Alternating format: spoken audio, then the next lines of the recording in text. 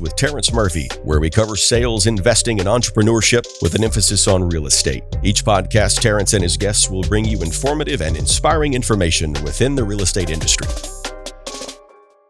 Welcome to another episode of Real Estate Entrepreneur with Terrence Murphy. I'm excited to dive into this episode today. I got a friend of mine. We're going to dive into what he's doing, how he's killing it. We met on an app and on Clubhouse, and we had a similar energy on the stage, and really wanted to get him on the show. So David Morrell is the co-founder and managing partner of the Greater Property Group and host of the Run GPG podcast that interviews entrepreneurs, business builders, influencers, and creatives. The Run GPG podcast is a top 100 podcast with guest alumni including Grant Cardone, Andy Frisella, Chris Ross, Ryan Serhant, and many more. The Greater Property Group is a national residential real estate brand known for the unique selling propositions, exceptional service, and well-edited marketing and branding. Dissatisfied and discontented with the status quo, the Greater Property Group separates itself as a natural industry disruptor through their focus on leading-edge technology and innovative consumer programs for both buyers and sellers. Thanks for being on the show today, David. Thanks for having me, Terrence. Excited to talk to you. Yeah, man, I start off with a quick quote, and then we're going to just dive straight in, man. So the quote is, the only difference between a wealthy person and a poor person is how they use their time. And so our ultimate goal is to inspire people in the real estate industry and just dive into these things. So David, everybody's got a story on how they got into real estate, you know, how they became the success that they are. Obviously, you're killing it in real estate. You've moved out of production. You got the podcast. You're doing a lot of things. But just tell me your story real quick in a couple minutes and how you got to where you're at today. Absolutely. I'm not really good at talking about myself, so you'll have to bear with me. So got into real estate over 20 years ago. My dad sat me down. He was a, old school hustler, classic entrepreneur, sat me down and said, you're getting into real estate. You're going to make money with your mouth. So as my dad, he said, you're going to get into real estate. He did the math for me. He says, this is how much you make on an average sale, et cetera, et cetera. And I didn't really have a choice, so I got into it at that point. But then I think I really found my wheelhouse there because I enjoyed, negotiating, closing a deal. There was no buzz like it, had a lot of fun with that. And it gave me a sense of being an entrepreneur at a young age too. So that's what I did. Was in production for close to 20 years. And then myself and my partner, we started to create teams across the country. So national teams. We actually had 5 very high producing teams across Canada. And then, a few years ago, we flipped over into an independent national brokerage. So that's basically the flyover of my history in real estate. And there's a lot in there, but that's the brief summary. I love it, bro. So let's dive into that expansion, because that's what we call expansion teams, right? So when you were trying to, really move out of production, why did you go expansion? What was the vision behind doing those 5, 6, 7 teams that you did? Well, it was because we could. I think at the time, not a lot of people, the model was interesting at the time because, when it was about 8 years ago, well, there's a few things that have changed the real estate industry over the last few years. And it was about 8 years ago was the rise of online lead generation, right? Mm-hmm. Where you could have these IDX feeds or alternatives to the MLS where people, could, look for information, start, shopping for houses. So that kind of started to change everything in real estate. And at that time, teams typically, real estate teams were partner teams, they were husband and wife, or they weren't, these big scalable teams, with a whole bunch of buyer agents, seller agents. Yeah, you had kind of, they were these smaller groups. And what happened with online lead gen was we started to produce a high number of leads. We're talking thousands of leads almost seemingly overnight. So an overflow of business necessitates, more agents to work those leads. So what we were able to do was go out and kind of scale our business from city to city real quick. So we started to buy up lead gen platforms about 7-8 years ago, which I think was the golden age of it because it was kind of a novelty. There wasn't a lot of people doing that. Yeah, not a lot of teams. Yeah, there was not a lot of teams or a lot of groups doing that. And we just realized that we could duplicate the model we had in our primary city over and over again. So we went to bigger areas, higher price points, etc.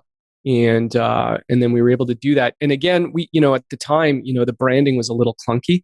We branded each team separately 5 times, which was a problem because every time we created a piece of marketing, we had to rebrand it 5 times. It got very costly, right? Bogged down in time.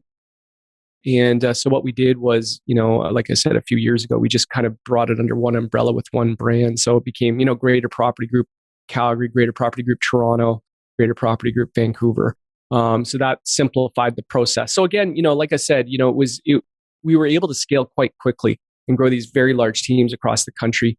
And, and then, like I said, we flipped into a brokerage a few years ago. But what was interesting was, over the last few years, technology, data, the way that people shop for real estate, that's really changed everything. We think those three things in particular have really disrupted the real estate industry in the last few years. And I can unpack that a little bit more because something we talk about quite often. But anyways, you let me know if you want to talk about that. Heck yeah. I mean, the cool thing is a lot of our listeners, we just started this podcast. I guess it's 4 or 5 months old. I don't even know at this point. But yeah, dude, we hit 15,000 downloads in the first 3 or 4 months. And so it's gaining some traction. And a lot of my listeners, it's a variety of an audience. And so most people go niche podcasts, and I just love just real estate in general. So, but yeah, people are going to ask me that question. I guarantee it. And so what I try to do, even if I know the answer, I ask because I'm like, okay, how can we unpack it, bro? So let's keep diving deeper into that, man. Okay, so here it is. Here's what's happened over the last few years. And again, this is from a perspective of zooming out and looking at things from, now out of production, looking at things from a consumer point of view. What's interesting is, we say the three things that have changed everything in real estate are data, technology, and culture, the way that people shop for anything. So in particular, I already mentioned the lead gen platforms. Technology is really just, especially in real estate, it's really changed the way people seek information, right? Mm-hmm. So 7, 8 years ago, 5 years ago, 4 years ago, the average gestation period of a lead and a lead gen site was pretty good, 3 to 6 months on average before they would turn over, right? So they'd raise their hand, say, I don't have a real estate agent, I'm ready to transact in the next 3 to 6 months. And pretty good. Conversion rate was pretty high. What's happened is the proliferation of online lead generation sites has diluted those leads, right? So now, the average gestation period in a lead gen site goes from 3 to 6 months to 9 months to a year and a half. The last metrics I actually saw on the average time that a lead is in a lead gen site is about 19 months. Wow. So yeah, that's almost 2 years, right? So if you have any form of online lead generation, which I know you have, right? A lot of teams have, you have to understand what they are. When they come into, when they register on your site, they're not looking for a real estate agent. They're not. They're just looking for information. And most agents, teams, brokerages, whatever it might be, they don't have a non-threatening way to give information for up to 2 years, right? Mm-hmm. And then you have to intersect with someone when they have a life event, right? When they have timing and motivation. That's what triggers a real estate transaction, right? So you have to realize that, some agents, they get involved in online lead generation. I don't want to focus too much on I'll move on from this, but agents, when they get involved in online lead generation, they get really frustrated because, they get fake names, bad phone numbers. They get really frustrated. The problem is they don't want to talk to a real estate agent. They just want information. That's it. So you have to realize that, the way that people seek information has completely changed. It's every industry. It's not just real estate, right? So you go on and you look for something online before you actually head out the door to buy a car, whatever it might be. Right. So that's one thing. The second thing that's changed everything in real estate over the last few years is data. Mm-hmm. Data. Yeah. So we've given up all our data in the last 5 years, man. And it used to be, follow me on this. It used to be really interesting because, a consumer would have to call a real estate agent to find out how much their house was worth, to find out how much a neighbor's house sold for, to get the market data. Like that was very valuable, right? Real estate agents were the gatekeepers of information. We've given up all our data over the last few years. So now what happens is, 9 times out of 10, when you go in on a listing presentation or something else, they already know how much their house is worth within a few $1,000s sometimes. They already know what the neighbor's house sold for. They have all the market data, right? So what happens is, the value proposition of an agent starts to decline. And that's what's happened over the past few years. What differentiates you? What are you going to do that I can't do myself? I already know what my house is worth. Why am I paying you a premium commission? Right. So agents have to think about this stuff. They have to understand the perception that people have. If they have all the data, if they have all the data, then what do they need an agent for other than to price and market? And typically, we find that agents have a very hard time articulating what their marketing plan is for a property, They really do. I mean, it's tough. Like, how do you differentiate yourself? How do you justify your commission? So we put a big focus on that, providing value for our clients and of course for our agents. And then the third part of this whole discussion is culture, the way that people shop for anything. We really believe that that's changed. They seek information first, right? You have to answer the question, what's in it for me, right? You have to have unique selling propositions. You really have to differentiate yourself. Super important, man. Yeah, right? man. Yeah. Wow. So that we're super passionate about that when it comes to our brokerage is how we differentiate ourselves, how we provide value. And we can get really into the minutia there because I think it's critically important. It'll be even more important, in 2021 and beyond. What you're seeing is you're seeing a trend of fewer and fewer agents, teams, and brokerages doing the lion's share of the transactions, and that trend's going to continue because the companies, the teams, the agents that are able to articulate their value and what makes them different and what's in it for the consumer when they pick up the phone and call them, they're going to win, right? So I always say, to agents, like when you're advertising something, if it's just, Joe Realtor, here's my name, phone number, put it on a bus bench. No one's calling you. You're wasting your money. You have to have a call to action. You have to have a unique selling proposition. If you don't have those things, no one's going to call you. And of course, as we know, inbound phone calls in real estate are the gold standard, right? Yep. So if you can put out a piece of marketing, advertising, or something else that generates an inbound phone call, now you're winning. Now that's advertising, right? And marketing. Man, I love it, Dave. Man, I love it. we for sure got a lot in common, man. So USP is something I'm always talking about. CTAs is something I'm always talking about. And it's just crazy because we've never had this conversation. And literally, I can come train your agents and you can come train my agents. And the framework of it is the same. Mm-hmm. It's just like fundamentals in sports, right? Like you can't be a great golfer if you don't bring your hands here and do this and come, like you have to do it. So you hit it. I always talk about industrial age, and we have now moved into the information age. It's very clear. And if agents are still stuck in the industrial mindset of how people shop and culture, like you said, and so I'm always talking about what's your unique selling proposition. If it's, I can open a door for you as a realtor. That's not bringing value anymore. So, man, that's good stuff, bro. That's amazing stuff. Yeah. And it's, Terrence, it's not just, it's every industry is being disrupted by unique selling propositions, USPs, every single industry. You got Uber and Lyft completely disrupted the taxi industry, right? And I know what the value proposition is. I know what their USP is. I haven't called a taxi in 4 years, because I know exactly what I'm getting when I open my Uber app, right? You got Airbnb and VRBO, right? I know what I'm getting, comfort's a home closer to where I'm working, no money exchanges hands, that type of thing, right? You've got the insurance industry completely disrupted by USPs. I always use the example of Geico. They've got a great USP, right? And everybody can recite it. If you ask, the average person, what's the Geico USP? They go, 15 minutes could save you 15%. I love that one because it's like, I know when I call Geico, I'm going to spend 15 minutes on the phone and my expectations are set, but the payoff is I'm going to save 15%, or whatever. You've got Amazon completely destroyed retail, right?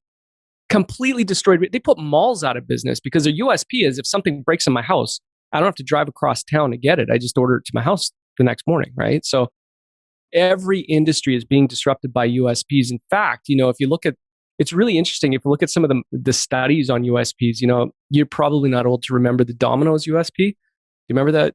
The Domino's USP? It was your pizza delivered in 30 minutes or it's free. Oh, wow. Yeah. And their sales shot through the roof. And people were calling Domino's to order pizzas that didn't even like Domino's pizza because I'm either going to get my pizza quick or it's free, right? So they articulated what's in it for the consumer. Real estate's no different. People want to know what they get when they work with you. What makes you different? So like I said, zooming out, in real estate specifically, what is your USP? And the only thing that stops a needle from moving is creativity, right? You got to be creative with your USPs. What does your consumer want? Get out of here, brother. We're brothers from another mother. Come on, man. Dude, I literally say two things that you hit. Like, one, you got to be able to spit your USP out within a minute. And then two, I always say, and what's in it for you? The customer. And so like when I'm coaching my agents on their scripts and just being comfortable, I always say, and here's why this matters to you. Like you got to bring that home. And then one of my other quotes that I always say, and you just said it in a different way, every problem has a solution. You just got to be creative enough to find it. And so the creative people that aren't robotic, that can flow and know their shit, forgive my language, know their stuff, are the ones that are going to keep doing well. And then you let into one of the other things that I want to kind of progress to, which is, why do teams matter? When you're talking about 100 plus tasks for an agent, and if David and I, really took the Henry Ford model, we have a listing coordinator, we have this, we have that, and everybody's just doing that task over and over and over, they're getting really good at being a transaction coordinator versus an agent trying to put their own signs out, do their own data entry. Why do teams matter to you, bro? Like, why do you feel like that's also the next wave? Yeah. So teams have really taken over, especially the metropolitan areas. But it just all comes down to the value proposition of a team, right? So why would an agent, join your team and give up a split, right? And I think agents. I mean, sometimes agents, and I've said this a few times, is that quite often agents say, "How much is this going to cost me?" Not "How much is this going to make me?" Right? Splits can be a good thing, right? Teams, what's the value you're providing the agent? Is it training? Is it coaching? Is it mentoring? Is it branding and marketing? Is it team in a box? Is it leads? It's got to be about more than leads now. I've said this over and over again. I think some teams get into this a little bit misguided. They think, well, I'm just going to provide leads to my agents. Agents can go out and get leads themselves.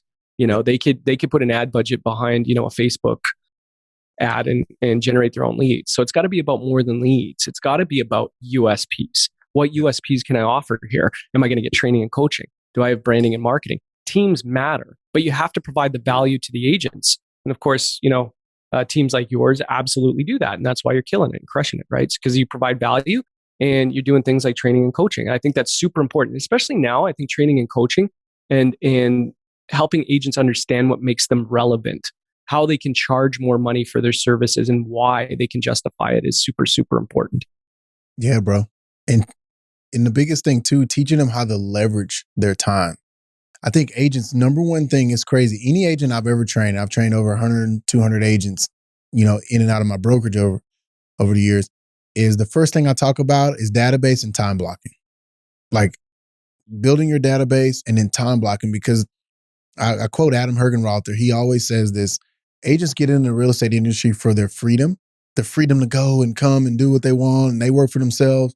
But it's the freedom of real estate that kills them and puts them out of the industry, because they don't have the discipline to really focus down and build out, how do I leverage? How do I use the listing coordinator, transaction coordinator? Because I tell them, we have our hunters, our scalpers, and our gatherers. Which one are you? And so, man, that's good stuff. Can you repeat that? Hunters? We have our hunters, our scalpers, and our gatherers. Which one are you? Cool. Because cool. The cool thing about it is, think about it like this. An ISA type person, I'm just using some general terms, that's a gatherer. Like that's someone who's gathering the information, following up, really trying to bring the sticks. A hunter is that agent is going to go get deals done, get shit done, make deals happen. But they don't want to be in the paperwork. They don't want to be in the data entry where they're putting in the listing themselves. So that's where you have your scalpers. You bring the information back to them. The most amazing transaction coordinators take it and they run with it. And they do it consistently over and over and over. And I'll try to break up my team into those three things. And I say, where do you fit in this spectrum? And where do you fit on our model, the Henry Ford model? That's cool. Get good at that. Specialist. Yeah. Just get good That's at awesome. that. Yeah, man. So I want to progress, man. That's good stuff, bro. Do you feel like, from an industry perspective, everybody's now trying to be the TikTok specialist, the Instagram specialist, the whatever. Where do you see agents really struggling to focus? Is it just all the shiny objects? Like, what are your thoughts on that? It's an interesting time we're in because, you can leverage social media branding for free. Like, so you can use social media for free. And I think it's to your point, I think agents get spread a little thin. And I always say this, like, you can get fancy with TikTok, you can get fancy with IG and all these other things, but unless you actually have that unique selling proposition, unless you have that call to action, it makes no difference. Oh, here, it's a humorous video. Unless like, you got to put the time in too. Branding is a long play, right? If somebody's going to brand themselves, it takes years. It really does, to get to know, like, and trust you, which is great. So branding's a part of that. But, there's the now business, right? There's the pushing and the pulling, but the branding, in the now business, something that's going to generate an inbound phone call, which we all want in real estate, is you got to have those USPs, man. You got to have those call to action. Why should I call you? Why should I pick up the phone and call Terrence, right? And if you can articulate that, even with all the new shiny objects, you're going to come out further ahead. But I think it's a really interesting time. I don't think agents leverage social media enough for what they're doing. I mean, you and I have been on Clubhouse and we see how agents are doing that, and that's great. But, having 100,000 followers on TikTok means nothing unless it turns into business, in my opinion. Right. Yeah. So the agents that I like to listen to and talk to about this are the ones that are actually generating leads or have some sort of funnel. You talked about database. I think that's super important, being able to nurture your database. And I think agents, I don't want to speak in too broad terms here, but agents sometimes, they're chasing the next carrot. They don't realize that the work they put in now pays off 6 months from now, right? Mm. And that's why you make the touches in your database. That's why you do the follow-up calls. That's why ISAs are so valuable too, right? Because they're working on the database and making those touches until they're booked as appointments for the agents, which is very valuable in a team perspective, just to go back there. But yeah, it's an interesting time in social media. I don't know. I dabble a little bit in there. Corporately, we do that as well. But, what matters to people is what's in it for them. What do they get? And I just keep coming back to that when it comes to marketing. No, I love it. Yep. So you said the definition of branding. If I was a new agent or just someone thinking about building a brand, what is the definition of branding to you? You kind of touched on it a little bit. I want to circle back because I think you got some amazing nuggets on that. Yeah, I think branding works for you when you're not there. It's what people say about you when you're not in the room. That's what I think branding is, And I think branding, it is a long play. It takes some time. Just doing a post here or there with a fancy logo does nothing. That's not branding. Like, who are you as your face on? Like, you do a really good job of that. Like, I feel like I already know you, and this is the first time we've, sat down and had a video call, right? But I already know you. So you're branding already. I know that you were a football player, right? I know how you structure your team. I can see it. You're well edited, attention to detail. I know what you do.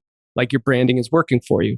You know what I'm saying? And I could talk about you with you not here. So I think agents need to, or whatever industry you're in, it's what are people saying about you when you're not there? I think to me, that's branding in a nutshell. Man, I love it. I love it. Well, let's spin it, man. So couple questions. What's one thing you wish you would have known, just real estate in general, about the industry when you were thinking about getting into it? What's a lesson or a story? I think that the most surprising thing was that not all agents are successful. Wow. Because that's how it's portrayed. Yeah. Not all agents are successful. We always use the phrase success leaves clues, right? So if you study the people that are the most successful in the industry, you find some interesting things like they understand people better. So it's not about you. I think new agents, sometimes they focus too much on themselves. How am I going to sell to this person? Instead of understanding people and personality types that people want to be sold to differently. And sometimes that's an ego check. And it takes a while to really realize that it's not about you. People don't actually care about you or your awards. Again, what's in it for me? How are you going to talk to somebody, based on their personality type? Some people are data driven and analytical. They want to see the numbers. Other people want the bottom line, right? Some people are slow to trust. You got to ease into it. So I think for me, it took me, I think I'm pretty perceptive, but I think it took me a while to really understand people and personality types. I think that was the most important lesson I learned early on. And also that, not all agents were successful. And there was a big gap between the ones that did it and the ones that didn't. And, it was interesting. I also believe, and I've talked about this in sales training, is that, the agents that are the most successful in any sales industry is that the most successful ones are able to handle rejection better. So they can handle the no's, right? And they don't sting as much. They move on. I remember my dad, like I said, old school hustler is a big influence on me, but, he said the best salespeople, they don't give a damn about the no. They just move on quicker, right? Wow. They don't care. It doesn't sting them. So they're able to power through. You don't know what you don't know. You power through. No, no, no, no, no, no. And then you get that yes, right? And then, years later, fast forward years later, I saw an interview with Barbara Corcoran, and it was on, I think it was on Larry King. It was years ago, but they were asking her, what do you see as the biggest difference between, the $1 million GCI agent and the $40,000 a year agent? What's the biggest differentiator you see between the really successful agent and the not so successful agent? And she said it wasn't education, it wasn't background, it wasn't any of those things. What it was they were able to handle the no's better. Wow. They just moved on. And I thought that was really profound. The people that have been successful in sales and entrepreneurship, they can power through those no's. The ones where the no's kind of like sting a lot. It takes them a while to kind of get up. They get gun shy, right? They don't want to pick up the phone. They don't want to make those sales calls. So especially if you're generating leads online in a database, you got to be able to move through those no's. Darren Hardy talks about it all the time, right? Just powering through them and getting to that yes. Appreciate the no's because you're getting closer to that yes. So I think that's a big lesson learned for salespeople. No, that's good, bro. That's really good. And you just said it earlier. We went from 3 to 6 months cycle time. Now you're at 16 to 19 months. There's going to be some no's in that season. 100%. Yeah, 100%. Wow. That's good, bro.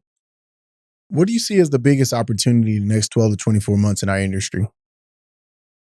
Yeah, so I love this question because, as our brokerage is heavily involved in crypto, blockchain, Bitcoin, digital assets, this is something that we started to look into years ago. So we got involved in offering Bitcoin as a way to purchase a property.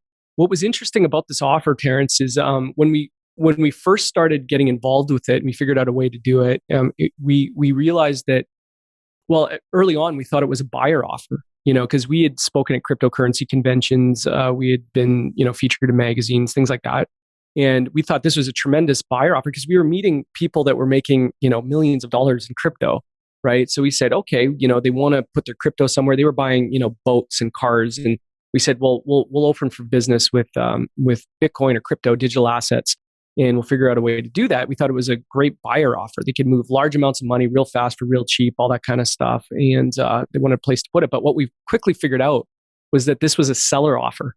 Sellers wanted to advertise their property for Bitcoin. And so what we did was we put Bitcoin pricing on all the properties on our website and things like that. And now what's happened is a lot of luxury sellers are reaching out to us because they want to advertise their property for Bitcoin and crypto. Like that's what's happening. We're getting leads from, Miami, from New York, and these are luxury sellers going, hey, we understand you transact in crypto. We'd like to advertise our property on your site or whatever it might be. So that's been interesting. That was a big revelation. So it wasn't just a buyer offer. It became more of a seller offer. But then as an agent, you can understand that how powerful a USP this is for our agents, because now they could go in on a listing presentation and go, hey, we transact in digital assets. Would you like to open up your property to a new pool of buyers, possibly international buyers? And so that's what happened there, right? So it's a powerful USP for our agents too. So in terms of the next opportunity in real estate or the most, what to pay attention to, I think the crypto space, blockchain, smart contracts, all that type of stuff. And of course, there's NFTs. I mean, this isn't the webinar to go down that rabbit hole, I don't think. but for us, we think that that's the next frontier there. Yeah, no, I love it. Yeah. Real quick, though, I would like to hit this real quick because I don't want this to fly over people's head. What is cryptocurrency in one sentence or two? and then how do you exchange assets with Bitcoin if you were to sell a listing? Like, okay, this is what it looks like from a framework standpoint. Yeah. So, Bitcoin is just digital. It's a digital currency.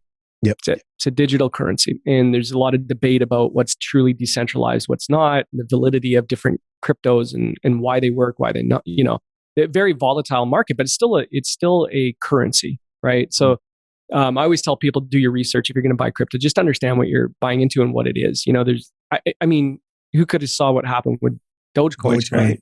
We said it at the same time. it's a joke coin, but then Elon Musk makes a tweet and jacks the price up, right? So it's like, so you just have to understand what it is, right? And crypto really is it's a rabbit hole, man. It once you get involved in that and you start looking into it, it's almost like the people that are really into it are almost obsessive about it because it's such an interesting space, what it is, right? Like what is the blockchain?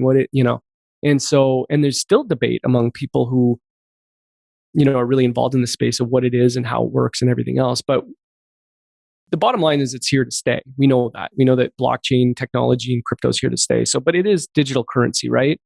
How it works in real estate, there's a lot of, again, this is a totally different webinar, but there's trust companies and there's exchanges and digital trusts and over the custodians, there's TWAPs, there's stable coins that hold the price, there's all of these things.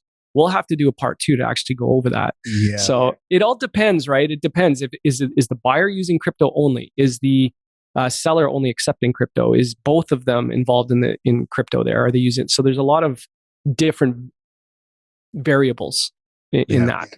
Man, but the bottom line is this. To simplify it though, Terrence, it's a tremendous offer for sellers, right? Where they can actually advertise their property to a new buyer pool. Right. And for buyers, obviously, the application's obvious. And then obviously for agents, wow, it's really cool. We've got an agent, he's, he just put the Bitcoin and Ethereum logos on his decals on his Range Rover. So he's got the company logo and then he's got the Bitcoin. And then we have agents that are actually putting the logos on their signs too. And it's generating calls. Wait, what's this? Because there's a lot more people like adopting crypto, right? There's institutional adoption too. So people are inquiring about it. So we just want to get ahead of the curve on this. And of course, our company is becoming somewhat synonymous with it, which is cool. Man, congrats, bro. That's so innovative and so cool. So now we got a couple more questions, man. And I want to, respect your time for sure. Technology.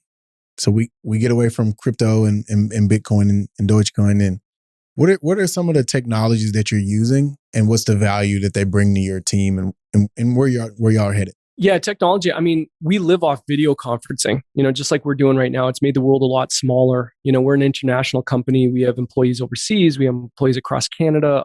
So video conferencing has been really important to us. It's really, I can have a meeting. I mean, you're in Texas right now, right? Yep. We're having a meeting. It's almost like we're in person. So I think that it's true, right? But I think, and not only that, with my podcast, it's been able to help me book the guests I want, across the world, which has been really, really cool, and I just think video conferencing is like one of the main things. I think CRM needs to be really important to an agent these days. I know you guys use a CRM that's super robust, right? You provide that for your agents, which is really, really good. And then understanding how to use that CRM properly, right? Yep. If you use a CRM like you have or like we have properly, you should be able to like just close, transaction after transaction falling off a cliff, because CRMs, if you stay on top of it, it does the touches for you. It alerts you when people are online and, shopping and things like that. So the CRMs, I think those two things, video conferencing and CRMs are the most important technology to be using right now. And I've heard interesting stories about, obviously agents are doing listing presentations over Zoom, which is really cool. And some of these really hot markets, where they have multiple offers, I've heard of agents using Zoom with breakout rooms. So they put all the agents into breakout rooms and then they come on screen with their clients, one by one going over the offers. That sped up the process of dealing with multiple offers. And both buyers and sellers really love that process, right? So even if there was no pandemic, I think that's something that agents should adopt anyway, because I think it's so cool. Remember I remember years ago, you'd have, 10 cars parked outside and one by one, it was very clunky. But now with the breakout rooms on Zoom or whatever it might be, Google Hangouts, you can adapt, or you can reduce the friction. And we believe that anything that reduces friction in a real estate transaction is here to stay. We do, Sure. And that's any industry, right? You reduce the friction, it's going to stay because people want to, buy things quicker, at the best price. They want the information quicker. So reducing friction, I think, is super important. Yeah, bro. I got a startup idea around that I'm working on. Once I get some framework, I'll shoot it over to you. Hells yes. Yeah. It's right in that space. It's just, it's a need for sure. It's a problem. It's a pain point that we're dealing with as agents. And it's like, why hasn't anybody created this technology? So I was like, shit. Listen, man, the real estate industry is pretty archaic. Yeah. It is, man. Like it's like not a lot's changed in the last couple decades. You know this, you know. So you do something a little bit different or innovative, all of a sudden you're disruptive, you know. I believe that. Like it's just, you know, it's the models were all built in the 80s, 90s, and early 2000s. Not a lot's changed. And everybody's still holding on to them. Mm-hmm. So I want to talk about your podcast, bro. You're killing it on the podcast, Top 100 podcast. I want to plug that, man, because I think you're bringing amazing value with that. Hopefully one day I can work my way up to become a guest on there. No, dude, we're booking it. No, I know we will. So tell me about the podcast real quick, man. I want to hear about it. The vision and the mindset behind it. My listeners need to hear about it. For sure. So the podcast was originally a branding piece. It was we started the podcast because we trained and coached agents for a long time, 10 years or whatever. And we just thought it was, well, there's so much we can say to agents to help agents grow and scale their business in a changing industry. So we started to do that, and it was really centered around real estate. But then, me personally, I get really bored just interviewing top producers, and whatever. So as soon as you exhaust the top 1%, you kind of start looking around. And then the podcast started to gain some traction because we, right away, we're very network heavy. So, we were interviewing, Ryan Serhant and James Harris, $1 million listing guys. And then we started looking at entrepreneurship. So, Grant Cardone, Elena Cardone, Andy Frisella. And then, what I started to do was look at entrepreneurship and apply the principles of successful entrepreneurs back to real estate. Yep. And then it didn't stop there, because then we started looking at creatives. I interviewed Jeff Staple from Staple Design. He created the Pigeon Dunk. I think it's a $50,000 sneaker on StockX now. It's one of the most iconic sneakers. But I had to talk to Jeff Staple, right? I talked to street artists, like Nick Walker, international street artist. Michael Francis, the former head of the Colombo crime family. Chris Voss, a best-selling author and Never Split the Difference. I just had Director X on. He works with Kanye West and Drake and Ariana Grande and Justin Bieber. So what I would do is I would interview them about their creative process, and all these things have applications to your business as a real estate agent. They do. They all do, man. Success leaves clues. So I would kind of direct the conversation into like, what can an agent or an entrepreneur or a business builder do to take those principles and apply them to their business. So I think that's what we've been able to do. And the bottom line is, man, I just get bored. I just interview people that I want to interview. So that's kind of what's happened there. Love it, bro. Love it. And drop the name of the podcast. Obviously I know, but yeah, it's the Run GPG podcast. You can find the main page is rungpg.com. Rungpg.com. Yeah. Love it. Last couple questions, bro. You got one more minute? Of course, yeah. Yeah. What are you doing to invest in yourself right now as an entrepreneur? We just run and go and do, but what are you doing to invest in you? Yeah, it's such an interesting question. I've been, not that my life's been chaotic, but I recently really put some structure into a daily routine. I'm a little older now, so I really, I have to take care of my body and my mental health and all that type of stuff. So the daily structure or my daily routine has gotten really important to me. So for perspective, I get up at roughly the same time every morning. I have a cup of coffee. I do a 7K run religiously every morning. So I run 7K. Wow. Love it. Yeah. Well, hey man, I didn't play pro football, right? So it's as good as I can do. So no, that's awesome though. You're outworking me right now for sure. I doubt that, Terrence. I doubt that. But anyways, so I do the 7K run. I take Shilajit. It's a mineral that's harvested in the Himalayas. It gives me energy over the day. I drink water with sea salt. I do ice baths and cold showers every day. So that's been a big. It's something I've become. I can't live without now. Is the cold water therapy. So I'm really into that. And then personal development. I read. I'm an avid reader now. I never used to read. I can't get enough information. So that's kind of what I do. And then of course, working on the business, I'm really passionate about bringing a value to our agents. So, we do mastermind meetings, we have guest speakers, and of course the podcast and growth and expansion. We just went live, I'm announcing it here. We're about to go live as a brokerage in Vancouver and Victoria. So we're super excited about that. Yeah. Yeah. So, yeah. Yeah. Love it. So expansion. Love it, bro. So what's your top book? We always like to have our guests bring a book that they suggest to our audience. Man, I got so many. The one that's really resonating with me recently is Psycho-Cybernetics. Not sure if you read that book. I haven't.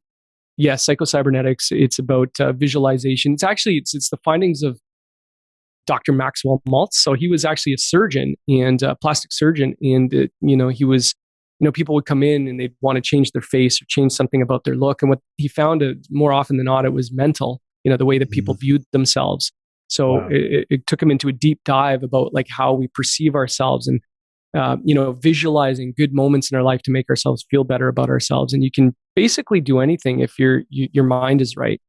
So Psycho-Cybernetics is a fantastic book. I think it's a must read for anybody who, understands the power of, having a strong mind. And I like the book. It's a little bit older, but it goes into the science of it, Yeah. It goes into the science of it. Yeah. So that's good. I like, if you're familiar with personality concepts, I always recommend Stop Squatting with Your Spurs On by Angel Tucker. I don't know if you read that. It's a quick audio book if you want to listen to it. I think it's 3 hours, but gives you a real good breakdown of the 4 personality types.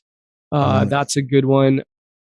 Outwitting the Devil, Napoleon Hill. That's really, really good. Yeah, he's a beast. Yeah, Sharon Lecter,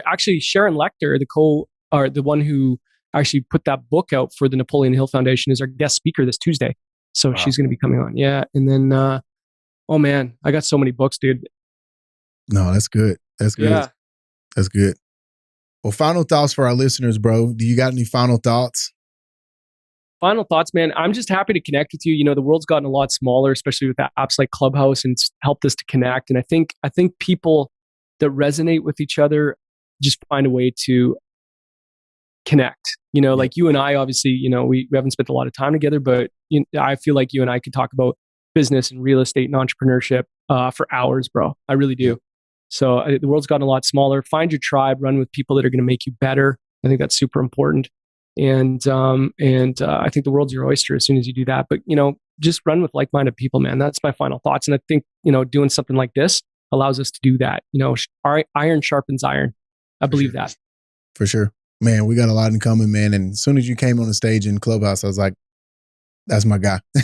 I mean, we both said a couple sentences and it was like, man, that dude's sharp. You pick up on it real quick. And like you said, Clubhouse right now, everybody's the peacock on the stage and you start really diving into what they've accomplished. And it's not about that. But at the same time, I'm like, all right, let's get up, say your piece. But I knew you were sharp, man. I knew it right away. How can people find you? So if people are wanting to find you, what's the way that my listeners can find you?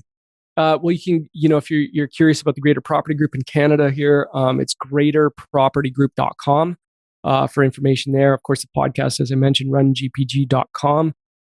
Instagram, right now my handle is dmorrell YYC. That's DMORRELLYYC. Or you can just email info@Greater Property Group if you have any questions. Sweet. David Morrell, ladies and gentlemen, thank you so much, bro. You killed it, man. Like you said, we could have just stayed on the first topic for 3 hours straight, but man, appreciate your time, man. And thank you for being on the show.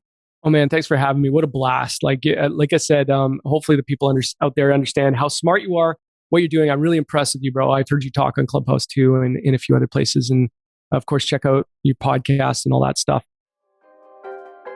Thank you for tuning into this week's episode of The Real Estate Entrepreneur with Terrence Murphy. Please subscribe on whichever platform you are listening and consider leaving a 5-star review, as that will help us gain traction and continue to bring you knowledge in the real estate industry. For more content, head over to terrencemurphy.com.